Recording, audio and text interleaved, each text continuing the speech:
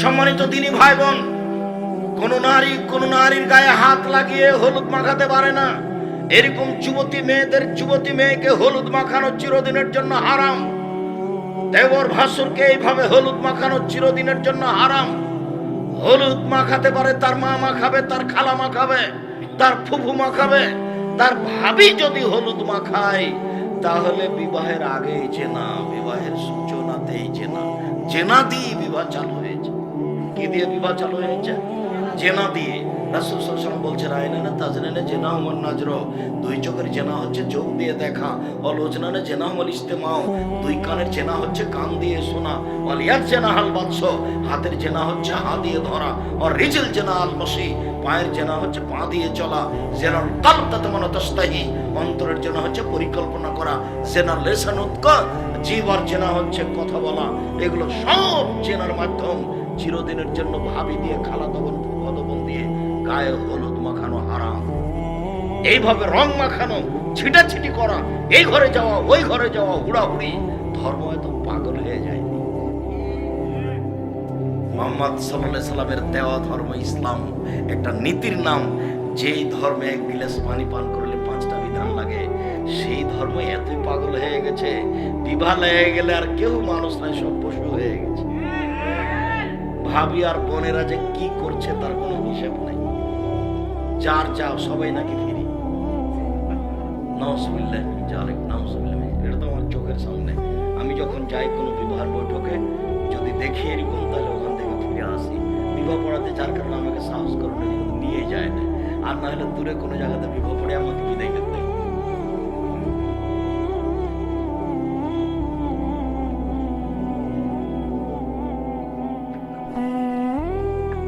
সম্মানিত দিনী ভাই বোন, এরকম হলুদ মাখানো ছাড়াই বিবাহতে যেতে হবে। মেয়েদের যাওয়া নিষিদ্ধ। এবার চলে যান বিবাহের বৈঠক। মেয়ের কাছে বিবাহ পড়ানো হারাম চিরদিনের জন্য। মেয়ের কাছে বিবাহ পড়ানো হারাম। ছেলের সামনে মেয়ের বাপ বসবে, 2জন সাক্ষী থাকবে, খুতবা হবে, তারপরে মেয়ের পিতা বলবেন। যদি মুখে উনি না বলতে পারেন তাহলে অন্যজন আগে আগে বলবেন, উনি পিছে পিছে বলবেন, আমার মেয়ে খালেদা এত টাকা নগদ, এত টাকা বাকিতে তোমার সাথে বিবাহ বন্ধনে আবদ্ধ হতে রাজি। আব্দুর রাজ্জাক সাহেব, একটু থামেন। আব্দুর রাজ্জাক সাহেব, বাকি মোহরে কি বিবাহ চলে? হ্যাঁ চলে। প্রমাণ? ওই যে একটা মহিলা রাসূলের দরবারে এসে বলল, আল্লাহ নবী আমাকে বিবাহ করেন আপনি। আল্লাহ রাসূল এভাবে দেখার পরে, চোখটা উঠে দেখার পরে থেমে গেলেন, কিছু বলছেন না। তো একজন যুবক বসেছিল ওখানে, একটা লোক বলছে, আল্লাহ রাসূল আপনি বিবাহ না করলে আমার সাথে বিবাহ দিয়ে দেন। আপনি যে কিছুই বলছেন না, মহিলা যেভাবে আপনার সামনে পেশ করলো, তা আপনি যে একবারে চুপচাপ এভাবে দেখে থেমে গেলেন। তখন বলছো তুমি বিবাহ করবা, টাকা পয়সা কিছু আছে? না তেমন কিছু নেই। কিছুই নেই? না কিছুই নেই। যাও না বাড়ি থেকে দেখে আসো না, কিছু যদি লোহার একটা আংটি থাকে, কিছু না কিছু লাগবেই, নইলে রাজশাহীর একটা ফজলিয়াম হলেও হবে। কিছু না কিছু লাগবেই। মাঝাবে বলেছে, হানাফি মাঝাবে, যে অন্তত 10 দিরহাম লাগবে, হাদিসটা জাল। এইখানে আল্লাহ রাসূল যেটা বলছেন সেটাই চূড়ান্ত। আরে যাও না, একটা লোহার আংটি পেলেও দিবা। তখন ঘুরে এসে বলছে যে লোহার আংটিও নাই, খালি আমার এই লুঙ্গি খান আছে। যেটা হলো, তুমি যদি তোমার বউকে দাও তুমি কি করবা? হাদিস বুখারী মুসলিম। তখন আল্লাহ রাসূল বলছেন, আচ্ছা ঠিক আছে, তুমি কি অমুক অমুক সূরা জানো? হ্যাঁ জানি। আচ্ছা ঠিক আছে, তুমি এই সূরাগুলো তাকে শিখিয়ে দিও, এর বিনিময়ে আমি তোমার বিবাহ দিয়ে দিলাম। এই যে শ্রম, কোরআন মাজিদ, যার জন্য তো হুজুর বলছে যে বক্তৃতা দিয়ে টাকা নিব। দেখেন কোরআন মাজিদ ব্যবহার করছে বিনিময়। কথা বুঝতে পারেননি? বক্তৃতা দেবো 1 ঘন্টা, টাকা 50,000 নিব না। কিভাবে যে মানুষ টাকা দিচ্ছে আমি নিজে বুঝি না। আমি যেটা বলেছি সেটাই ঠিক। এদেশের 95% জন বক্তা মিথ্যু। এদেশের 58% জন মুফাসসির মিথ্যু। কে একটু সাহস করে বলে না কেন? 32 বছরে কোনোদিনও অপ্রয়োজনীয় বাক্য বলিনি, জালজয়ী হাদিস বলিনি, কিসসা কাহিনী বলিনি। বলে না কেন সাহস করে? আমি তো বলছি। আর আমি প্রতিদিনই বলছি বক্তৃতার জগৎ আমাকে অন্তত দেখাতে হবে না। 32 বছর থেকে বক্তব্য দিয়ে আমি হাড়ে হাড়ে চিনি, এই অবস্থাকে আমি হাড়ে হাড়ে চিনি, অক্ষরে অক্ষরে বুঝি। আপনি বুঝতে পারছেন, আস্ত ফাঁকি দেওয়া কিছুই না। যারা বক্তব্যের ব্যবস্থা করেছে তাদের কিছু টাকার দরকার, আর ওরা বলছে বক্তৃতা করে আমারও কিছু টাকার দরকার। তো দুইজনের উদ্দেশ্য শেষ হয়েছে, দুইজন বাড়ি চলে গেছে। সালাতের সাথে, ইবাদতের সাথে, নামাজের সাথে কারোর সম্পর্ক নাই। আর এইভাবে গেলে আল্লাহকে চিনাও যাবে না, ও ঘুমাইতেও পারবে না, রাত 10টায় রাত 3টায় উঠতেও পারবে না। সব মিলে এরকম এলোমেলো চলছে। এটা আমার চোখের সামনে, এই জিনিসটা কেউ তর্ক করতে পারবে না। আর হাদিস কেউ মুখস্থ করে না, এটা একটা অসুবিধা। আলহামদুলিল্লাহ, আল্লাহর অশেষ দয়া, ঘন্টার ঘন্টা আমি হাদিস অনুবাদ করে শোনাতে পারি আপনাকে। আবু হুরায়রা রাদিয়াল্লাহু তাআলা আনহু বলেন, রাসূল সাল্লাল্লাহু আলাইহি সাল্লাম বলেছেন, লা ইহজির রাজুলু ইলা রাজুলি ফি সাবিন ওয়াহিদ। পুরুষ একজন আরেকজন পুরুষের সাথে যেন এক লেপে না শোয়, এক বিছানে না শোয়। ওয়ালা তুবসিল মারাতু ইলাল মারাতু ফি সাবিল ওয়াহিদ। একজন মহিলা যেন আরেকজন মহিলার সাথে এক লেপে না শোয়, চিরদিনের জন্য হারাম। এইভাবে মেসে মেয়েগুলি থাকছে, 2-5 ওরা একজন পুরুষ একজন নারী হয়ে জেনা করছে। দেখবেন সমকামিতা, পুরুষতাই আল্লাহ নবী নিষেধ করলেন। আল্লাহ রাসূল কি কিছুই বোঝেন না? যার সাথে জিবরাইল চলেন, এই কথার দাম আছে না? এই কথার দাম কত কোটি টাকা আপনি হিসাব করেছেন? এইভাবে বলছেন, লাইফজির রাজুলে ইলা রাজুলি ফি সাবিল ওয়াহিদ। একজন পুরুষ আরেকজন পুরুষের সাথে এক কাপড়ে এক লেপে থাকতে পারে না, বিছানা একটা হলে লেপ ভিন্ন হতে হবে। স্বামী স্ত্রী ছাড়া অন্য কেউ থাকতে পারে না। আল্লাহ রাসূল বলছেন, আরে শোনো শোনো, আয়েশার ব্যাপারে তোমরা খামাখা বলে কি বলবে? সবাই আয়েশার দিন হাদিয়া দিয়ে পাঠায়। এই শোনো, আয়েশা রাদিয়াল্লাহু তাআলার সাথে আল্লাহ নবী কবে থাকবে? বলে রবিবারে। আচ্ছা ঠিক আছে, আমি আম দেব, ও কাঁঠাল দেবে। তো ভাগ দেওয়ালা কি দিবে? যাতে একটা দিবে যেটা সবচেয়ে ভালো, মাছ টাছ কোনো একটা কিছু। সবাই ওই দিনে হাদিয়া দিয়ে পাঠায়। তখন সব স্ত্রীর মন খারাপ। তখন সব স্ত্রী বলেন, আল্লাহ রাসূলকে একটু বলো না। আল্লাহ রাসূল সবকে বলে দেখ যে সবার দিনে এ দিবে, হাদিয়া দিবে, খালি আয়েশার দিন কেন একটা মনটা কষ্ট পায়। তখন প্রথম দায়িত্ব নিলেন উম্মু সালমা, আমি বলবো। আল্লাহ নবী, এটা আপনি একটু বলেন, এটা একটু বন্ধ করেন। খুব চেষ্টা করলেন, হলো না। জায়নাব চেষ্টা করলে হলো না। ফাতেমা একদিন চেষ্টা করছেন, আব্বা সবাই খালি বলা বলি করে, আপনি শুধু আয়েশা রাদিয়াল্লাহু তাআলা আনহার দিনে মানুষ খালি হাদিয়া দেয়, অন্য দিনে দেয় না, সব স্ত্রী কষ্ট পায়। তখন উনি বলছেন, দেখো আয়েশার ব্যাপারে তোমরা আমাকে কষ্ট দিও না। আয়েশা তো এমন মহিলা যে আমার সাথে এক ল্যাপে থাকে, তখন জিবরাইল চলে আসেন। কারোর সাথে তো জিবরাইল আসেন না। ও যে কত দামি মহিলা, আমি আরো এক ল্যাপে আছি তো জিবরাইল চলে এসেছেন, মানে এক ল্যাপে নিচে 3জন। তখন মুহাম্মদ সাল্লাল্লাহু আলাইহি সাল্লাম, তখন আয়েশা রাদিয়াল্লাহু তাআলা, তখন জিবরাইল। বলে জিবরাইল, জিবরাইল তো আঙুরের তৈরি, এটা উনি বুঝেন না যে এটা কি।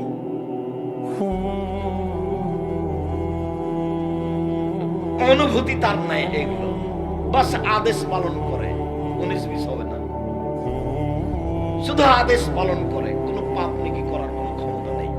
বলিলে লাগিয়ে দিয়েছেন সুবহানাল্লাহ, দিন রাত বলছে সুবহানাল্লাহ, সুবহানাল্লাহ, সুবহানাল্লাহ, সুবহানাল্লাহ। কোটি কোটি ফেরেশতা, আপনি সুবহানাল্লাহ বলেন না, আদম সন্তানে একদিন যদি না বলে তো কোনো আসতে যায় না। গাছও বলছে সুবহানাল্লাহ, তো আদম সন্তানের কি দরকার? সৃষ্টি করেছে দেখার জন্য, ভালো হলে জান্নাত, খারাপ হলে জাহান্নাম। সৃষ্টি করেছেন দেখার জন্য। তো আয়েশা রাদিয়াল্লাহু তাআলা এই কথা। এবার চলেন বিবাহের বৈঠকে, এত টাকা নগদ, এত টাকা বাকি, বাকি মোহরে চলবে, এটার প্রমাণ তুমি কোরআন শিখিয়ে দিও। কথা বোঝা গেল না মনে হয়? তো কোরআন কি এখনই শিখিয়ে দিবে না 6 মাস বছর লাগবে? 6 মাস বছর লাগবে। এই যে বাকি মোহরে বিবাহ জায়েজ, তাই বলছে এত টাকা নগদ, এত টাকা বাকিতে। তবে 1,01,000 টাকা হওয়া এটা আবার সেরে কি কথা? নাউজুবিল্লাহি মিন যালিক। 50,000 হোক, 1 লক্ষ হোক, কম মোহর হোক, ভালো। কম মোহর হলে বরকত আছে, এই কথা মুহাম্মদ সাল্লাল্লাহু আলাইহি ওয়াসাল্লাম বলেন।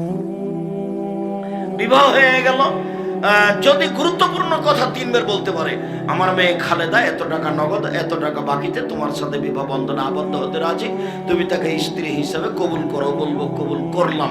বা বুখারীর হাদিসে এসেছে কাবিল তো, কাবিল তো শব্দ বললে হবে, আলহামদুলিল্লাহ বলে শব্দ পার করা হবে না।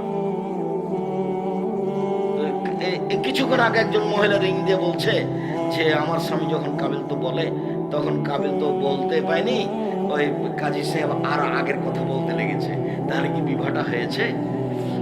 তখন আমি বলছি তুমি দেখবে কেঁদে ফেললে তোমার বাপ ছিল কিনা? বলে হ্যাঁ ছিল। তাহলে এবার কাবিল তো কিছুই লাগবে না, সব কিচ্ছু লাগবে না, বিবাহ হয়ে গেছে। তোমার বাপ ওখানে উপস্থিত না থাকলে বিবাহ বাতিল হয়ে যেত। বাপের খুব পাওয়ার এখানে। খালি বলেছে মেয়ে দিলাম, ও বললো নিলাম, বাস, দুইজন সাক্ষী, এতে বিবাহ হয়ে যায়। তো এই হলো বিবাহের পদ্ধতি। এখন দাঁড়িয়ে চট করে বলছে আপনারা ওলিমা নিয়ে খেয়ে যান, খেজুর নিয়েছে কিছু, খেজুর, নগদ খেজুর, চিনা, এগুলো চলবে না। এখানে কোনো কিছুই নাই, এখানে সুন্নাত 2 রাকাত সালাত নাই, এখানে খেজুর নেই। এখানে মেয়ের পক্ষ থেকে ছেলের পক্ষ থেকে বলতে পারে আপনারা যারা উপস্থিত আছেন খাওয়া দাওয়ার ব্যবস্থা আছে, আজকের জন্য সময় পার হয়ে গেছে, সেই জন্য খেয়ে যেতে পারেন। কিন্তু এই খাওয়া সেই খাওয়া নাই, বিবাহের সাথে যেটা সম্পৃক্ত খাওয়া সেটা ওলিমা। এবার নিয়ে আসেন বউ, সাজগোজ করে নিয়ে আসেন সেটা ভিন্ন কথা, ওই গাড়িতে আপনি আসেন সেটা ভিন্ন কথা, কিন্তু এইভাবে সাজিয়ে আর একজনকে সাদা করে নিয়ে আসা যাবে না। আর কমিউনিটি সেন্টারে মেয়েটা এইভাবে পুতুল হয়ে বসে আছে, সবাই তাকে দেখছে নাকি ফিরি। আচ্ছা, ধর্ম এইভাবে পাগল হলো কি করে? বুদ্ধি বিদ্যা মানুষের কোথায় হারিয়ে গেল? আমাকে দেখলে মনে হয় যে এরাই হলো পশু প্রাণী, গরু ছাগল। বুঝেও বোঝে না, ওরা অন্তর আছে বোঝে না, দেখেও দেখে না, ওরা চক্ষু আছে দেখে না। উলাইকা কালানাম, তারা পশু প্রাণীর মতো, তারা গরু ছাগলের মতো, তারা কুকুর শ্রীগুলোর মতো, বালু মাদাল, বরং তার চেয়ে খারাপ। একটা মেয়ে ভাবে বসে থাকবে, সবাই দেখবে ধর্মকে পাগল হয়ে গেছে। এর চেয়ে নোংরা, নেককার, জঘন্য, বর্বর কাজ কি থাকতে পারে? সাফর ইবনে মুআত্তাল আয়েশা রাদিয়াল্লাহু তাআলা আনহা বলেন, আমি তো রাসূলের সাথে যুদ্ধে গেছিলাম, আমি পায়খানার জন্য বাইরে গেলাম, বাইরে থেকে এসে দেখি আমার গলায় হার নাই। কি ব্যাপার, হার কোথায় হারিয়ে গেল? আমি হার খুঁজতে গেছি, তখন সাহাবীরা আমার হাওদাটা উটের উপরে তুলে দিয়েছে। আমি ছিলাম হালকা পাতলা মেয়ে, ওরা বুঝতে পারেনি যে ভিতরে পালকির ভিতরে আয়েশা আছে কিনা, ওরা তুলে দিয়েছে, ওরা বুঝতে পারেনি। আমি ছিলাম কম বয়সের মহিলা, গায়ে গোস্ত ছিল না, এগুলো সব উনি নিজে বলছেন। হালকা পাতলা মহিলা, ওরা বুঝতে পারেনি। এবার তো এসে দেখি কেউ নেই, আমি তো বেকায়দায় পড়ে গেলাম। তখন আমি এখানে বসে গেলাম এই জন্য যে যখন তারা হাওদাতে দেখবে যে আমি নেই, তখন তারা তো আমাকে খুঁজবে। তাহলে খুঁজবে এহেতু আমি এখানে বসে থাকি। তারা খুঁজবে কোথায়? খুঁজতে খুঁজতে এখানে আসবে, আমি এখানেই থাকি। তা আমি এখন আছি এখানে, ফর্চা হয়ে এসেছে, ফর্চা হয়ে এসেছে, দূর থেকে বোঝা যাচ্ছে। সাবরের মতো বলছে যে কি রে, ওখানে মহিলা মানুষ মনে হচ্ছে, এটা কে? দেখবা তো আয়েশা। তো উনি আমাকে দেখে চিনে নিলেন কি করে এটা আয়েশা? উনি আমাকে পর্দার আয়াত নাযিল হওয়ার আগেও দেখেছিলেন, তখন ওই অনুমানে দেখে নিয়েছেন এটা আয়েশা। তখন বলছেন ইস্তারজা, ইন্না লিল্লাহি ওয়া ইন্না ইলাইহি রাজিউন। শব্দ পাওয়ার সাথে সাথে মুখে আমি কাপড় ঢেকে দিলাম, কাপড় দিয়ে মুখটা ঢেকে দিলাম। আমি এখন কি বলছি? বুখারী মুসলিমের হাদিস, বলে তো দেখি এটা হারাম, এটা বলছি, বোঝা গেল না? মনে নাই যেমন শব্দটা আমি পেয়েছি তেমন আমি কি করলাম, আমার মুখটা আমি ঢেকে দিলাম। কিন্তু উনি আমাকে চিনে ফেলেছিলেন, পর্দার আয়াত নাযিল হওয়ার আগে আমাকে দেখেছিলেন, সেই জন্য। এভাবে কমিউনিটি সেন্টারে মেয়েকে সাজানো হারাম। চলেন এবার বাসর রাত, ঘর সুন্দর করে সাজাতে হবে, এই কথাই ঠিক। আয়েশা রাদিয়াল্লাহু তাআলা বলছেন, আমার মা আমাকে আমাকে ডাকলেন, আমি দৌড়িয়ে আসলাম, ধুলোবালি আমার শরীর থেকে সরিয়ে দিলেন, তারপর মহিলাদের কাছে নিয়ে গেলেন, তারা সুন্দরী করে সাজালো। বিউটি পার্লারে যা কিছু আছে সবই দিতে পারে, বিউটি পার্লারে ঢোকানো নিষেধ। তারপর সুন্দরী করে সাজিয়ে একটা ঘরে নিয়ে গেল। দেখি আল্লাহ রাসূল, ব্যাপারটা কি, ঘরে তো কেউ নেই, এরকম তো আমি কোনোদিন দেখিনি। আমার মা এখানে কেন নিয়ে আসলো? আমি আল্লাহ রাসূল ছাড়া তো কাউকে দেখি না ঘরে। আমি একটু কেমন কেমন ভাবছি। ভাবতে ভাবতে আসমা বিনতে ইয়াজিদ একজন মহিলা এক গ্লাস শরবত নিয়ে এসেছে, এসে বলছে, আমার হাতে দিয়ে বলছে, আল্লাহ রাসূলকে দাও। আমি লজ্জা পেয়ে গেলাম, আমি রাসূলের হাতে কোনো কিছু এখন পর্যন্ত দিইনি। আমি লজ্জা পেয়ে একটু মাথা নিচু করে আছি, তো না নাও গ্লাসটা নাও, রাসূলকে দাও। আমি দিলাম। আল্লাহ রাসূল পান করলেন শরবত দিয়ে, আমাকে বলছেন তুমি পান করো। তা আমি করলাম। তারপর বলছে যে আসমা পান করলেন। তাহলে বাসর রাতে সাজাতে হবে বউকে, এ কথা সুন্নাত। সাজাবে মা, এটাও সুন্নাত। বাসর রাতে মিষ্টি থাকবে, খাওয়ার কিছু থাকবে, এটাও সুন্নাত। এবার মাথায় হাত দিয়ে বলতে হবে, আল্লাহুম্মা ইন্নী আসআলুকা খাইরাহা ওয়া খাইরা মা জাবালতাহা আলাইহি ওয়া আউযু বিকা মিন শাররিহা ওয়া শাররি মা জাবালতাহা আলাইহি। আল্লাহ, এই স্ত্রীকে যে কল্যাণ আছে সেটা আমি চাচ্ছি, একে যে কল্যাণ দিয়ে সৃষ্টি করা হয়েছে সেটা থেকে চাচ্ছি। আল্লাহ, এই যে ক্ষতি দিয়ে সৃষ্টি করা হয়েছে, বেহায়াই দিয়ে খালি আর ওর সাথে প্রেমের গল্প করবে, এটা যেন না করে, এইটা তোমার কাছে আমি চাচ্ছি। এই দোয়া পড়তে হবে প্রথমে। তারপরে 2 রাকাত সালাত। আপনি আগে দাঁড়াবেন আর ও পিছে দাঁড়াবে। বলছে, আব্দুল রাজ্জাক সাহেব, আমাদের পার হয়ে গেছে, আপনি এমনি বলেন। আচ্ছা ঠিক আছে, এমনি বলছি। তো 2 রাকাত সালাত, বর থাকবে সামনে আর কনে থাকবে পিছনে। বর যে মূর্খ মানুষ, আচ্ছা হোক, তারপরে দেখা যায় 2 রাকাত সালাত আদায় করতে পারে কিনা। এই জন্য তো আমার কষ্ট হয়। আসলে কি তার ওটা বাপ না ওটা খাল? একটা ছেলে যদি বাসর ঘরে 2 রাকাত সালাত আদায় করতে না পারে, তো ছেলেটা দায়ী না বাপ দায়ী? এমনি সংসার চলছে মানুষের, খালি পয়সা উপার্জন করছে, খালি পয়সা, কোনো হিসাব নিকাশ নাই, ধর্ম কর্মের কোনো হিসাব কেউ কিছু বুঝতে চায় না। এবার দাম্পত্য জীবন, রাসূল সাল্লাল্লাহু আলাইহি সাল্লাম বলছেন, এই যে আতাহালাহু, যখন কোনো মানুষ তার স্ত্রীর কাছে যাবে, ফালিয়াকুল, সে যেন বলে, বিসমিল্লাহি আল্লাহুম্মা জান্নিবনা শায়তান ওয়া জান্নিবি শায়তান মা রাযাকতানা। আল্লাহ, তুমি আমাকে আর আমার স্ত্রীকে শয়তান থেকে রক্ষা করো। আমাদের মিলনে যদি কোনো সন্তান হয়, তাহলে সন্তানকে তুমি শয়তান থেকে রক্ষা করো। এ দোয়া না পড়লে শয়তানের ভিতরে ক্ষতি থাকবে, শয়তানের প্রতিক্রিয়া তার ভিতরে থাকবে। এটা হলো দিন যায় রাত্রি যায়, পেটে বাচ্চা আসলো, দুইজনে এখানে দোয়া করবে, রব্বে হাবলি মিনাস সালিহিন, একটা সৎ সন্তান দাও। রাতে দোয়া করবেন আপনি, আপনার স্ত্রী করবে, দিন যায় রাত্রি যায়, দিন যায় রাত্রি যায়, 10 মাস 10 দিন পরে সন্তান প্রসব হলো। এইবার শুনেন, রাসূল সাল্লাল্লাহু আলাইহি ওয়াসাল্লাম বলছেন, লা তানজুরুল মারাতে লা আওরাতিল মারাতে ওয়ালা ইয়ানজুরুল রাজুলের আওরাতির রাজুলে। একজন মহিলা আর একজন মহিলার ঢেকে রাখা অঙ্গ, লজ্জা স্থান দেখতে পারে না। একজন পুরুষ আর একজন পুরুষের ঢেকে রাখা অঙ্গ, লজ্জা স্থান দেখতে পারে না। সারা দিন যে ঘরে মেয়ের সন্তান প্রসব হবে গ্রামের গতিতে, সারা গ্রামের ওই ঘরে যাচ্ছে, এটা নিষেধ, চিরদিনের জন্য নিষেধ। একজন বুদ্ধিমতী মহিলা সেখানে থাকবে, নিরুপায় হয়ে আপনি হাসপাতালে নিয়ে যেতে পারেন, সেটাও ভিন্ন কথা। তবু সেখানে তার জন্য নির্ধারিত মেয়ে 2-1 রেখে দিতে করে নিতে হবে, যারা পরহেজগার। চাচি খানা ফুকু যে হোক, চাচি আমার একটু ছেলেকে তাহানিক করে দেন, তো ওই চাচি এসে বাচ্চার মাথায় আগে হাত দেবে, মুখের উপরে হাত দিয়ে বলবে, আউযু বিকা আউযু বিকা লিমাতিল্লাহি তাম্মা মিন কুল্লি শাইতানিন হাম্মা ওয়া মিন কুল্লি আইনিন লাম্মা। বাপ জানে না, দাদা দাদি কারো এই হাদিস মুখস্থ না, এই দোয়া এমনিতে নাতিকে বলছে, নাতনিকে বলছে, বিবাহ বসবি, বিবাহ বসবি, তোর বর পছন্দ হয়, কি বলছে, নানাও জানে না, নানিও জানে না, দাদাও জানে না, দাদিও জানে না, একবারে গরু ছাগলের মতো জীবন। নাতি নাতনি ছেলে মেয়ে পাশে নিয়ে আগে মাথায় হাত দিতে হবে, দিয়ে বলতে হবে,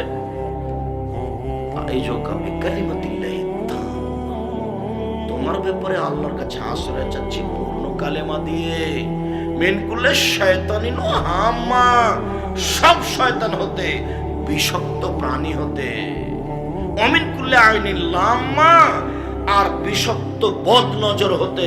বদ নজর খুব খারাপ জিনিস, একবারে ভাগ্যকে ভেঙে চুরমার করে দিতে চাই। বদ নজর খুব খারাপ জিনিস। আরে ছেলেটা খালি নিয়ে বের হয়েছেন ঝকঝকে, একটা লোক দেখলো, হ্যাঁ ছেলেটা বেশ ভালোই তো, বাড়ি আসার সাথে এমন পেশাব পায়খানা করতে লাগলো, বমন করে তুলে টুলে একবার একাকার করে দিল, এখনো মরবে। আপনার স্ত্রী আপনাকে বলছে, শোনো শোনো শোনো, মুরগিটা দেখো, 13টা বাচ্চা।